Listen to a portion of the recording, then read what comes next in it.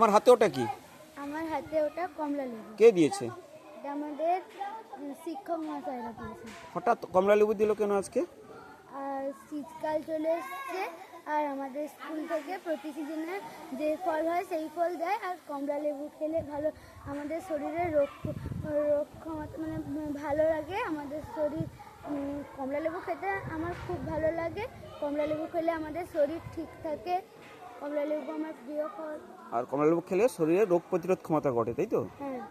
আচ্ছা আচ্ছা, তুমি কমলা লেবু পেয়ে কেমন লাগছে তোমার? আমার কমলা লেবু পেয়ে খুবই ভালো লাগছে। আচ্ছা, ঠিক আছে।